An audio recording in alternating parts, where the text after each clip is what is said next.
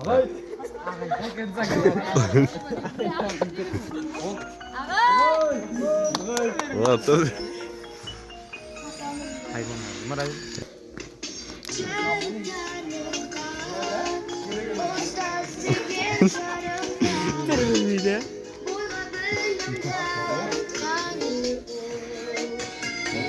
Birdengi qizillar ketdi.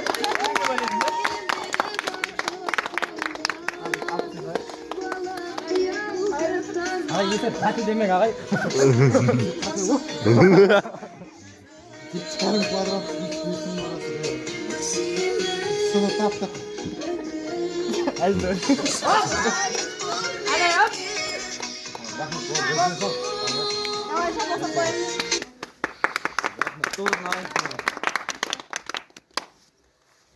Yattı çok.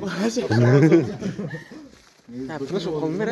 Сөздің ашысы, бұқтың бәрі оқушылардың қадар салып жүрген бар ғой. Мен әкелерімнің что-то естерінен шығып кеткен ба, немне бәле болды. Рахмет ұстап дегендерін үшін. Сен ұстаздар күні ұстаздың ең басты сыйлығы, сендерге айтайын, оқушының жетістікке жоқ. Сабақ жақсы оқығанда, жаман оқығанда жетістікке жетуіне болады. Бірақ жолдар әртүрлі. Балаға, білесіңдер, сендер аналарын құрсағанда 4 айлық уақытта несібе жасты.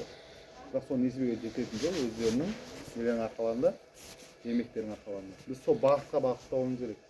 Математика не үшін сендер ойламаңдар, сендер өмірлерінде математика керек емес болады, басқа болады.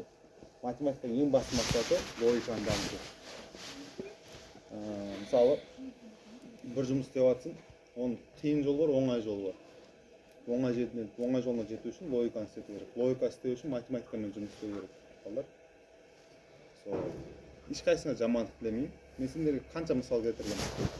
Негізі 5-ке оқыған оқушым қандай болған, 3-ке оқыған оқушым қандай болған, ұбт-ға барған оқушым қандай болған, бармаған оқушым қандай болған.